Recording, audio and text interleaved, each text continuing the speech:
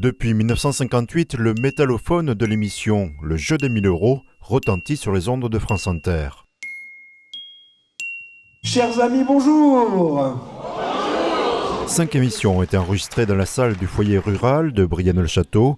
Pour le producteur, il s'agit d'un élément fondamental de ce jeu. Avant-hier, on était à Nancy, aujourd'hui on est à Brienne-le-Château. C'est tous les jours différents et c'est la force du jeu. C'est une émission tout terrain qui traite toutes les communes de la même façon. Ce sont les communes qui proposent de venir. À Brienne-le-Château, un maire adjoint a porté la candidature de la ville et veillé à délivrer des éléments clés pour sa présentation à l'antenne. Il a fait une petite visite au musée Napoléon tout à l'heure. Des sportifs qui sont sortis au niveau national, comme Marinette Pichon ou Gaëtan Tinet notamment. Pour la ville, je pense que ça peut avoir peut-être des retombées, on l'espère, mais au moins Brienne sera encore un petit peu connue au niveau national. Napoléon Bonaparte, plus de 30 ans auparavant, avait été élève ici à l'école royale militaire de Brienne-le-Château. Pendant une semaine, la première semaine de décembre, on sera à Brienne-le-Château, à l'antenne de France Inter à 12h45. Et la fabrication de la choucroute, et ceci depuis presque 150 ans. Depuis 65 ans, le principe du jeu des 1000 euros reste inchangé.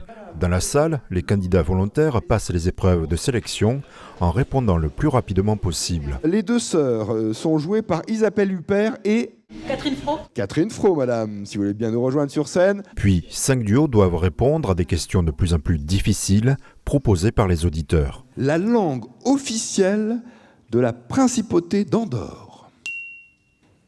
Ce n'est pas l'espagnol. Je saurais que maintenant que le catalan est la langue officielle d'Andorre. Très bon accueil, très sympathique. Les animateurs nous détendent. Chers amis, bonjour. Pas de chichi autour, pas de spectacle, voilà. C'est ça, j'aime bien. On pose la question, on répond. Il a inventé le crayon. Puis vient l'instant de la question banco, redoutée par les auditeurs les plus fidèles.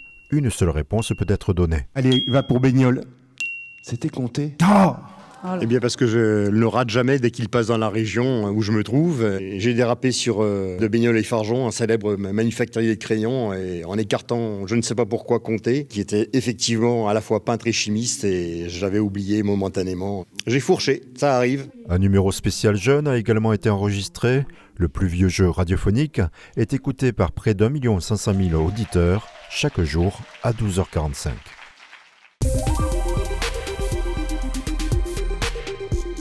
Si les pluies récentes ont été une bonne chose pour recharger les nappes phréatiques superficielles, qu'en est-il en profondeur pour les nappes souterraines comme celles des GTI, des grès du Trias inférieur dans l'ouest vosgien dont l'usage avec les sécheresses récurrentes est devenu un sujet sensible? Le département des Vosges, via le SAGE, le schéma d'aménagement et de gestion des eaux adopté en juillet, met en place un observatoire hydrogéologique avec l'installation ce mardi d'un premier piézomètre près du village de la Neuveville sous Montfort, non loin de Vittel. Une sonde qui va mesurer l'état quantitatif de la ressource. Donc on a ici la partie immergée de la sonde, on va descendre après dans le forage. Vu que le niveau d'eau est à presque 90 mètres, on a 100 mètres de câble. Un piézomètre, c'est déjà un forage qui est plus exploité, donc qui peut être utilisé pour une mesure du niveau d'eau en statique.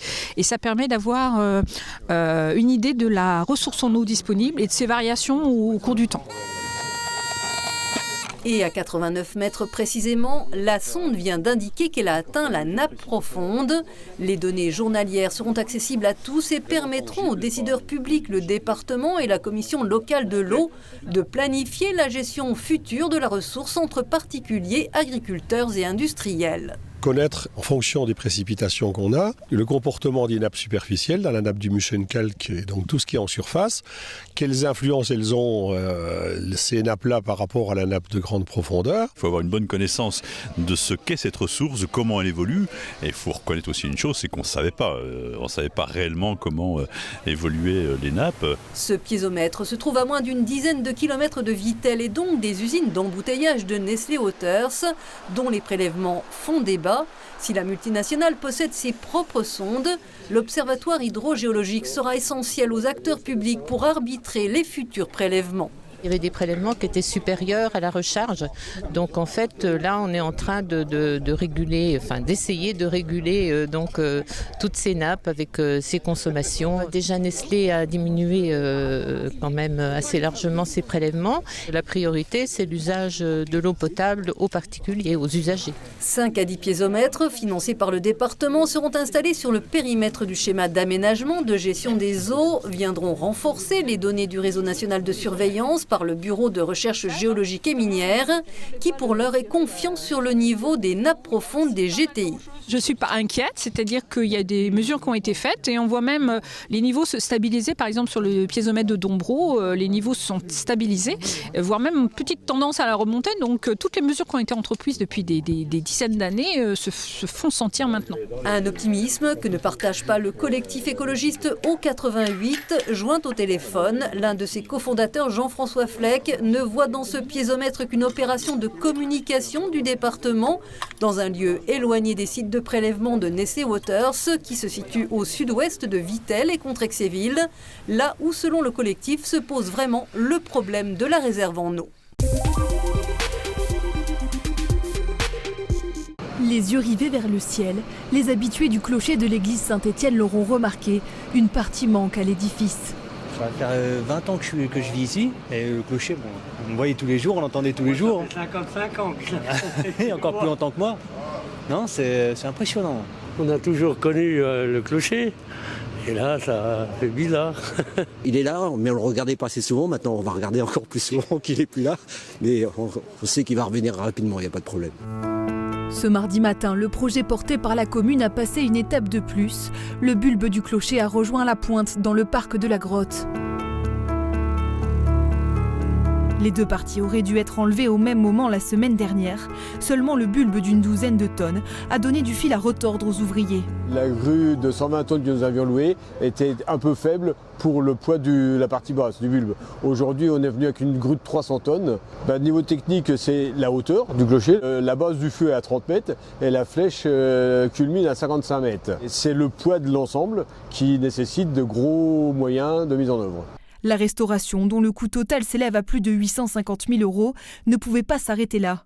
Aujourd'hui, c'est bel et bien le jour J pour le bâtiment, datant de 1782. Ça va apporter un peu de sérénité, déjà par rapport à la stabilité et à la sécurité en lien avec le clocher. Et puis on repart pour, je l'espère, 100 ans. À minima. Ça fait partie du patrimoine local, c'est un marqueur fort de notre territoire, de notre communauté. Et beaucoup de gens sont attachés à la configuration du clocher et attendaient avec impatience cette remise en état. Pour compléter la restauration, la mairie de Boulay-Moselle lance un appel aux dons. Les habitants pourront de nouveau profiter de leur clocher flambant neuf en juin 2024.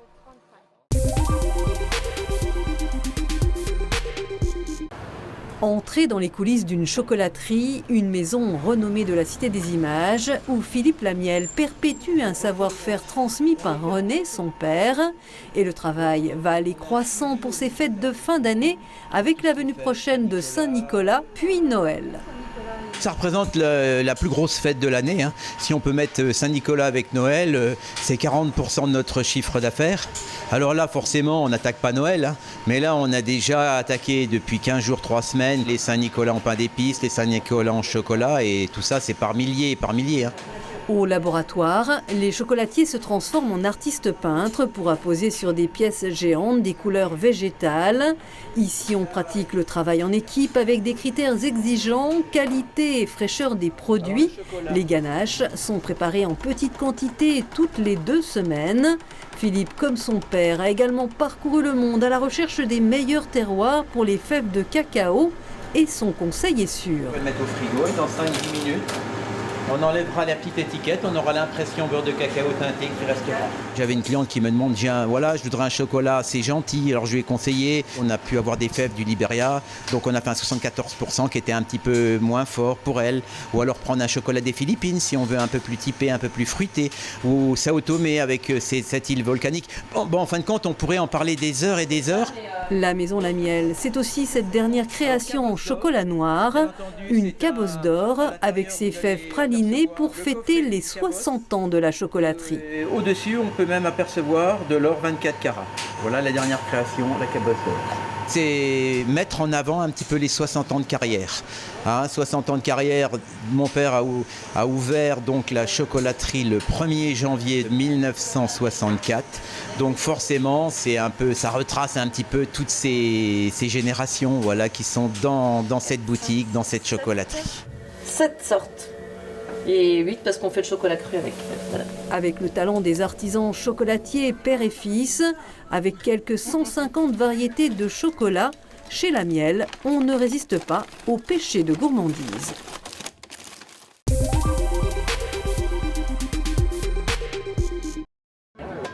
Créée 600 ans avant Jésus-Christ, cette chatte Bastet, déesse de la fécondité, de la joie et de l'ébriété, fait partie des centaines de dieux vénérés par les Égyptiens. Nous sommes devant un ex-voto qu'on va offrir à la divinité pour qu'elle réponde à un souhait, une prière du dédicant. Elles apparaissent dans un contexte où l'Égypte se tourne vers son propre passé. Dans les époques passées, l'Ancien Empire ou le Nouvel Empire, des âges beaucoup plus grandioses, une identité nationale qui va s'exprimer par le culte de leur divinité locale, dont ici Bastet de Bubastis.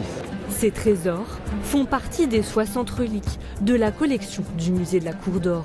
On a pas mal d'objets égyptiens qui étaient des amulettes qui protégeaient les momies des mauvais sorts et qui leur permettaient d'avoir un au-delà agréable.